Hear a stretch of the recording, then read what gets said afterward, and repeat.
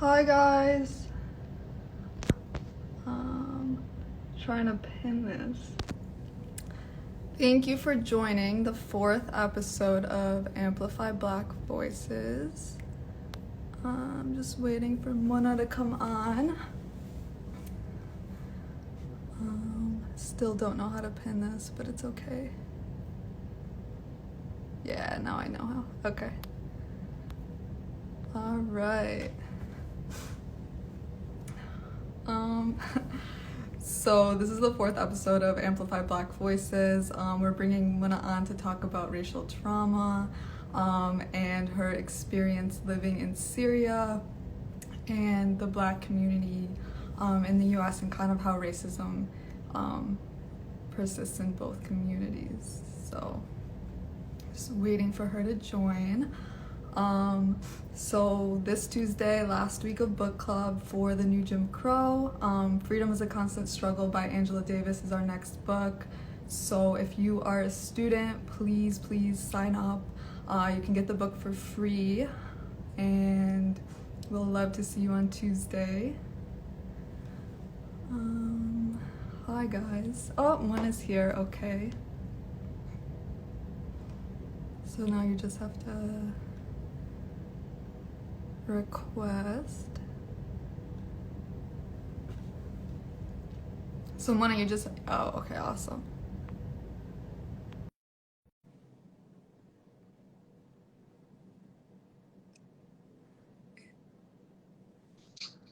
Hello. Hi. Hi, How are you? Yasmeen. Good. Oh, How are you? Can you hear good. me well? Yeah, there's a little bit of an wait. No, I think Really? no, you're good. You're good. Okay. You guys, Mona Good. earlier was telling me she's like, last time I went live, I had an echo, and so we were trying to bypass that, but I think we're Yeah, good. that's good. Glad to hear So, that.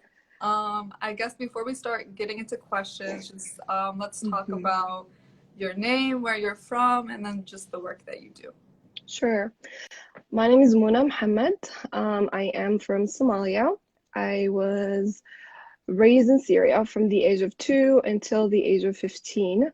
And we fled Somalia, because of the civil war that happened there.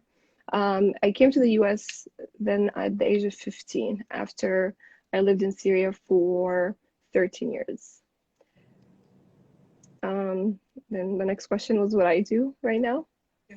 So I'm a clinical counselor. I do therapy and I own a private practice that I opened last year, February of 2019. So That's exciting. So let's talk about your experience in Syria and what that was like being a Black woman. sure. So growing up in Syria, I remember, just being one of the first Somali families who arrived to Syria. So a lot of them were not familiar with, which was really interesting, with being Black. I remember getting questions such as, why are you this color? What happened to you? Was the sun too close to your country? Or like not having a hard time believing like, oh, really? You're from Somalia? I've never seen someone from Somalia.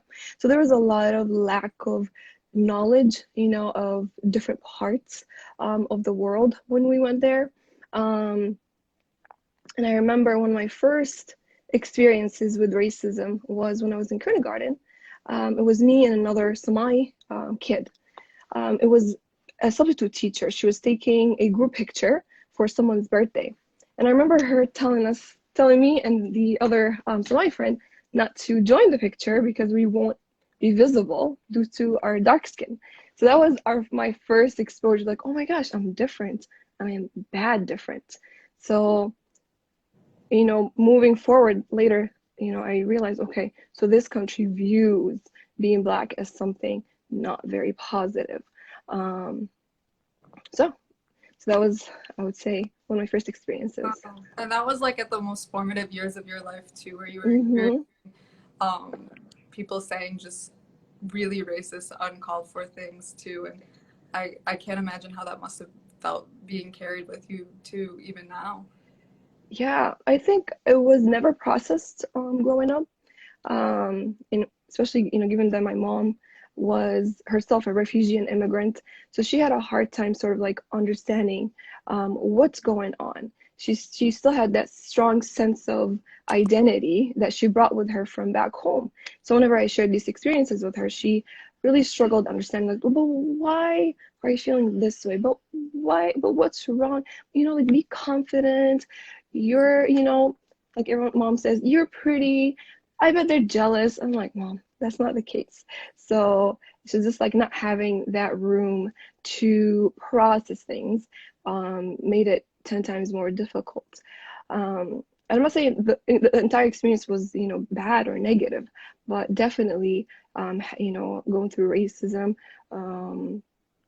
subtle racism, microaggression, and, lack of like stupid questions such as, oh, how did you braid your hair? Did you use the sewing machine to braid your hair?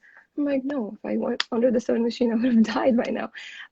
So it was a lot of like tiring, like constantly being like, oh, nope, this is what a Black person looks like. This is what Black hair looks like, or even sometimes the compliments that were not compliments, such as, oh, you're really smart. You're like the smartest Somali student we've seen.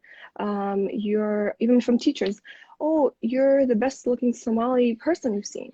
And that's coming from an authority figure, from a teacher. So it was pretty hard to say anything to that, except, well, you haven't seen a lot of Somalis. There are like few of us here. You can judge from just few people that you've, had experiences with. So that was another difficult part, not having enough representation in order, for me to affirm my identity, and just being this only source of the identity, the negativity and the stereotypes that I was getting from my environment. So how did you see, when you came to the United States, how would you compare racism that you experienced in Syria in comparison to the United States? I think the racism in Syria was way more scarring, especially that happened early on at, very critical developmental stages of my life as a child. And also given that, I was 2 years old, from the age of 2 to the age of 15, it was my first exposure to what I call home. So I don't remember, my home country at all. So the only place that that you call home, and you still feel very ostracized, you feel like, you're an outsider, in a bad way, like with all those, negative stigmas, made it hard to sort of understand. Especially when I tried to confront some of these, racist encounters growing up as a child. I would tell, students or, friends or, people out there, this is racist. Like, you can't say that. The first thing they'll say is, oh, well, we're all Muslim. We can't be racist. So there was extreme invalidation of those experiences that even led to me at times feeling delusional. I'm like, oh, am I really imagining these? Am I too sensitive? So there wasn't, definitions or validations over there. When I came here, it was more, subtle. It was a lot of microaggressions, such as, oh, so you really have a master's? Are you sure you have a master's? Things like that. Like, oh, are you the interpreter, or are you the therapist? I'm like, no, I'm the therapist here. So things like that, where there's like, minimizing of who you are as a person. Yeah, I feel like that those experiences were obviously ones that stayed with you, but even moving forward with your career, how do you feel like that shaped you to pursue the career that you pursued, and even just the community that you helped to serve as well? These experiences for sure helped build my resilience. So a lot of the people that I see right now come to me for reasons that are related to identity, stressors that are due to experiencing racism or microaggression, or having all types of stigmatized identities. So whenever they come to me, I make sure to, it helps to have these personal experiences to reflect back, to, empathize, to use myself as sort of like the anchor of like, helping shape, validate, and respond with compassion, so it's been very positive, in the work that I do, being able to, draw from these personal experiences and, help instill hope in the individuals that I work with and I see. So do you feel like it all like laid the groundwork for the work that you're doing and kind of took you through that path? Yeah, I mean, it was an unfortunate series of experiences, but the good thing that came out of it is, having more of a well-rounded perspective when it comes to being, the other. So yeah, it definitely helps. So you and I talked about racial trauma earlier and Mm-hmm. kind of just the way that Black communities, Arab communities, Muslim communities experience racial trauma. And I think just for the sake of like clarity for everybody that's listening, can you kind of define what racial trauma is and just give examples and kind of how that shows up too? Sure. So racial trauma basically means exposure to repetitive or persistent racist experiences. And the difference between the clinical term of PTSD and racial trauma is ongoing. It's not one certain event that happens and that's it, but a little microaggression there, a little comment here, a little discrimination there, um, are all triggers that contribute to this trauma. And the hard thing about it is there's no escape from it because there is an entire system that operates, under that, systemic racism. So when people have experienced racial trauma, individuals who inflicted, that racism on them tend to be triggers for them, or, places or times. It creates a lot of stress. It creates a lot of, self-doubts, a lot of sometimes create depression, etc. So it definitely is negative towards, for the mental health of the Yeah. person. So I feel like the coping mechanism with racial trauma too is just like not talking about it and not Mm-hmm. acknowledging it. And the Black community, the Arab community, the Muslim community is just like infamous for doing that. So what have you found to be an effective way that you've been able to address racial trauma in the patients that you serve? And even with your own experiences too, I'm sure Mm-hmm. you've been able to address it as well. Sure. So do you mean address it with individuals who have experienced it or, with people who are inflicting this trauma on people? No, the individuals that are experiencing it. Oh, sure. Yeah. I think it always comes up, a lot of times when I do get first, second generation immigrants, specifically who are, Black, it always comes up, feeling different at work, especially when it comes to like, certain part, like corporate America, for example. It's really hard to be not white. So the more, stigmatized identity you have, the worse it is on the person. I hear people even leaving jobs because of the stress that they have been experiencing, that stems from racism. So when the person shares these experiences, validation is very important, and to empower them and to let them know that they're not obligated to, endure the abuse. Because at times some of them might feel, I have to be the bigger person. I have to be, more mature, the more, knowledgeable person. So I'm gonna stick around, or I'm gonna, educate as much as I can to an audience who's not maybe receptive. So we always talk about remove yourself if it's too damaging to your mental health. Do not think or feel that you are, obligated to educate the world. If it's too much, then it's good to unplug and leave. Yeah. So I guess my question is, how do we talk about mental health in communities that refuse to talk about mental health? Because I think Yeah. that's a big thing. Um, but I'm also curious to hear what your like work climate has been like since George Floyd's murder. And have you seen an Mhm. increase of people coming in? Have you seen people Yeah. reaching out more to talk about trauma? What's the Mhm. reaction been with that? Yeah. I think, I mean, coming from the Somali community, in the Arabic, Arab community as well, mental health is such a taboo topic. If someone is experiencing it, we tend to hide them, not, want to share any of their struggles because given that, we're a collective society, if one person is dealing with something, it affects the entire family. So it's more of like a family reputation. So you have to protect that. A lot of times what helps is equating mental health with physical health. Just explaining to people if you had a wound, an open wound, you would go to the doctor, you would get it fixed. So why not work on the internal wound that you're experiencing?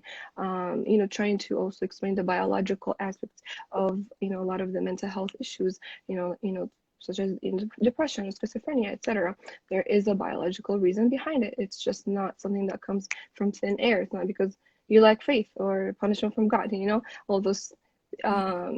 misconceptions that people have.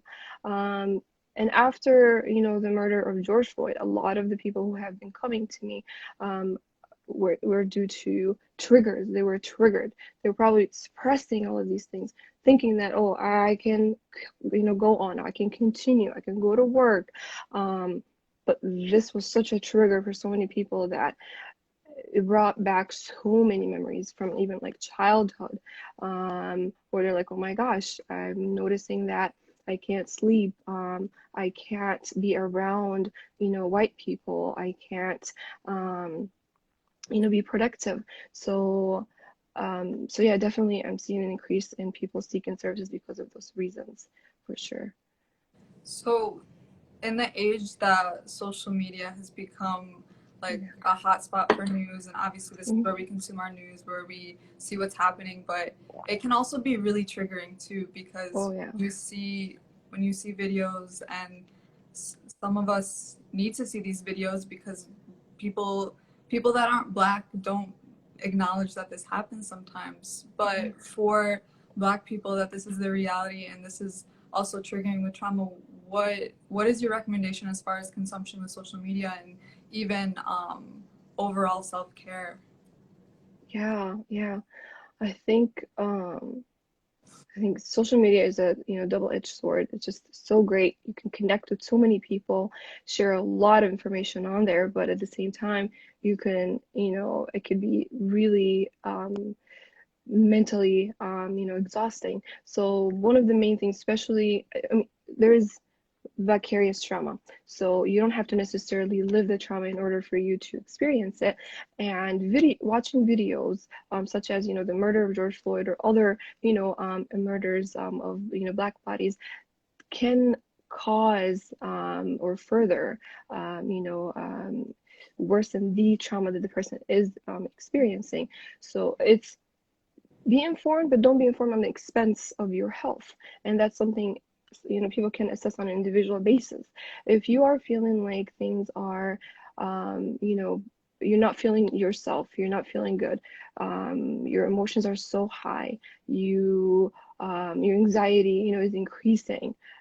Unplug, and I've heard some people say when they unplug, it made them even more, feel more anxious. Now they're like, I don't know what's happening. I need to know. So I recommend sometimes maybe like take a few minutes of reading what's going around the world and then let go. You don't have to completely let go so it doesn't cause more anxiety for you. So definitely unplugging and using it wisely is something that I recommend for people, especially Black people, minorities. Awesome, awesome. Well, if anyone has questions, make sure you put it in the comments. Um, I just feel like right now during this time, focusing on mental health and self-care is just one of the most slept on things that we're doing. And Yeah. we like because there's so much going on and because there's so much collective trauma and vicarious trauma. You said that Rima put that Yeah. comment, but I think one of my questions for you is like, what do you hope to see moving forward with the Arab community being an ally to the Black community as far as racial trauma is concerned, as far as mental health is concerned, and um, yeah. Mm-hmm. I think it's very important to be honest with oneself and stop the denial, because there's so much denial and like in terms of like, oh no, no, no, there's no racism, we're all one. If it comes to the Muslim Arab community, like we're all Muslims. We don't do that. So there's a lot of denial when it comes to that. Um, to be informed, to be honest with oneself, to be informed, read a lot on things that you might feel that you don't have an understanding of, to also learn about implicit bias, because I think it's something that affects a lot of us, and affects our behavior. So if you have a certain stereotype or an idea of a group of people, you might not be aware of it, but your behavior is showing. You might be discriminating or negatively viewing or feeling negatively about a particular group. So raise awareness, so like be in tune with yourself, and start from home. Start with treating the Black Arabs better, and and to stop discriminating against them, before we think of even, oh, let me treat other non-Arab Blacks in a better way. So yeah. Yeah, definitely. I mean, definitely calling it out too and having conversations where we're constantly unlearning and unpacking Mm-hmm. and recognizing our own biases because we all have them. Mm-hmm. I will, when I say all, I mean non-Black, Arab Yeah. specifically. Yeah. Yeah. For sure. It's one of those things where we just need to acknowledge it. And I think Dearborn specifically it needs to do better. And we've had people come on too and call Dearborn out specifically. And Oh. yeah, so it's definitely been an interesting journey with that. But Mm-hmm. Yeah. No, I think things like what you're doing here, talking to people, posting, and I know Rima is doing like a series of, reading Jim Crow, like, and yeah, reviewing that. I think that's pretty cool. People are not gonna feel there are, they're in spot, like criticized directly or personally, and they have access without feeling, attacked. So I think it's a that, light way of approaching the problem. definitely.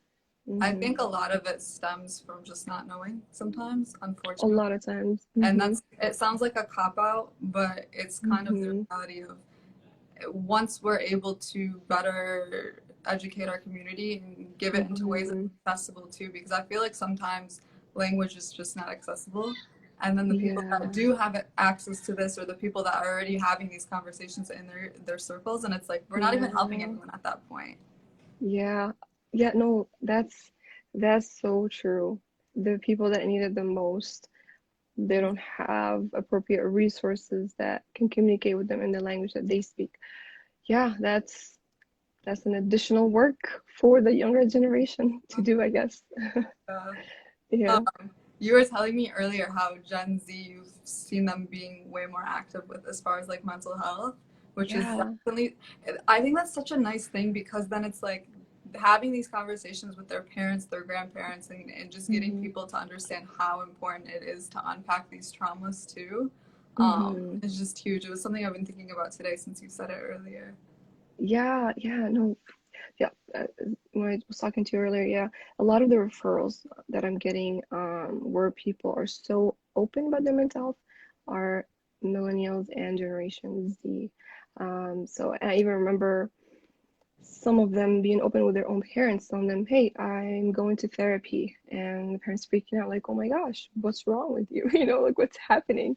Um, and for like having those difficult conversations, with them, and it's is the start to, having more access and less stigma when it comes to mental health. And I think the same thing is happening too with mental health. When you said there's barriers, there is no language and out there or resources that people that need it the most can access, like our parents' generation, and the ones who are already okay with it, the younger generation, there are already resources that they can understand and know where to get from. So yeah, exactly.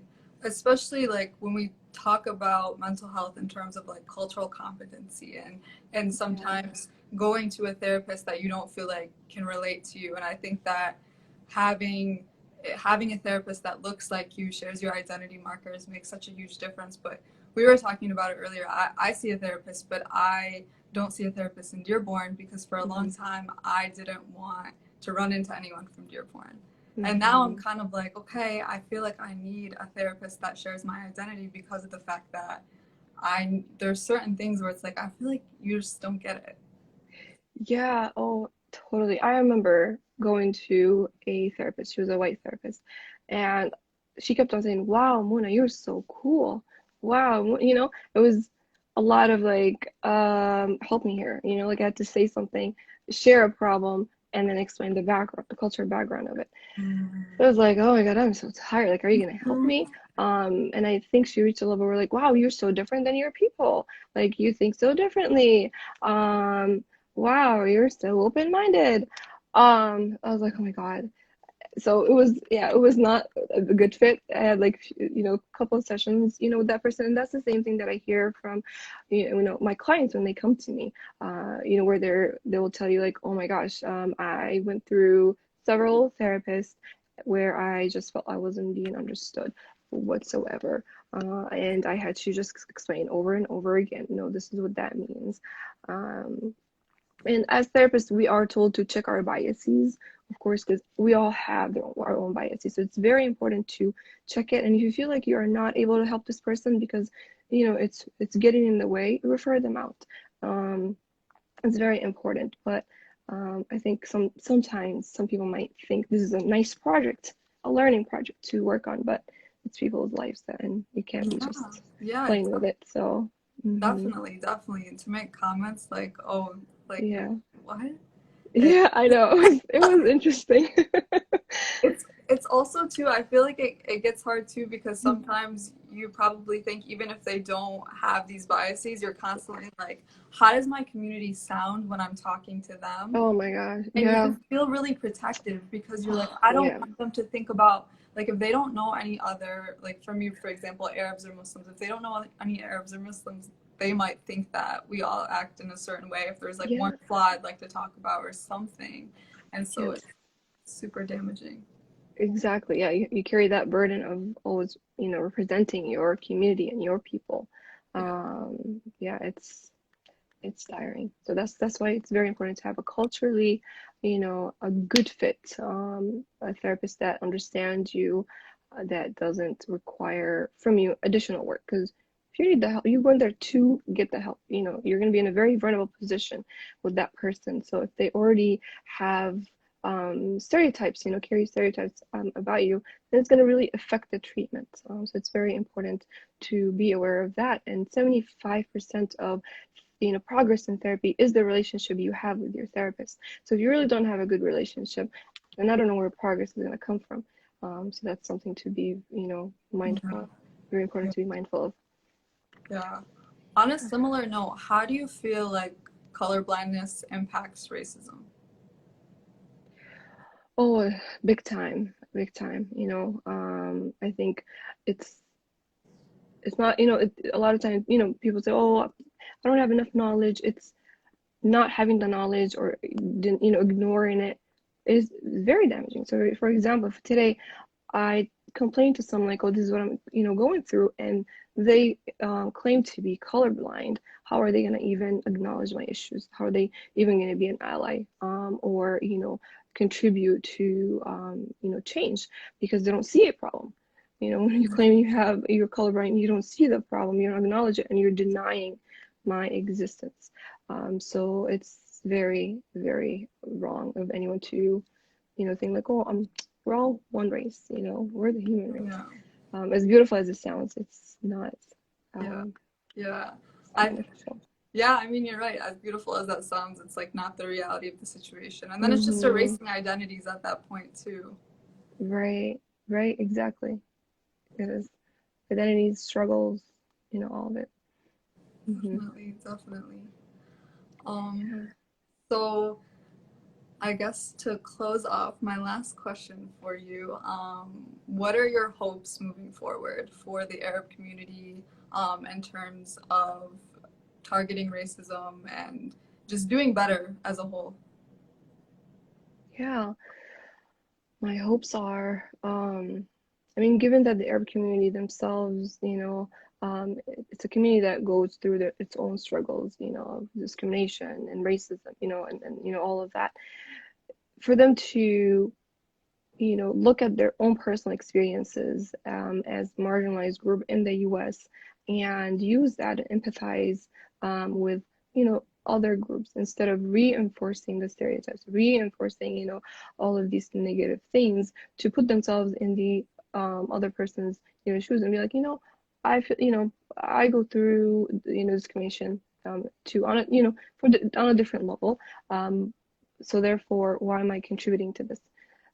So to increase empathy, to be more informed, to have more knowledge, and to break the cycle. It's a lot of times it's hard to change older generations, but for the younger ones to break that cycle and not, pass on all of these negative, messages to their kids about the world. It's really hard to live thinking or hating others or thinking negatively about others. It's much more easier to be accepting and to treat people fairly.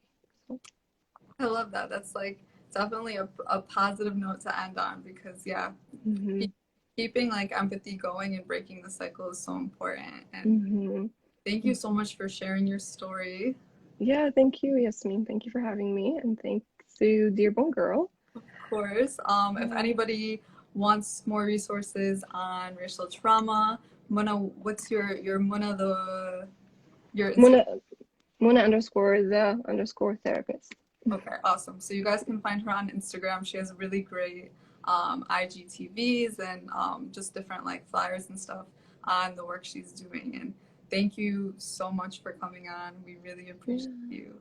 Thank you, Yasmeen. Thank All you. right. Bye. All Have right. a good night. You too. Bye.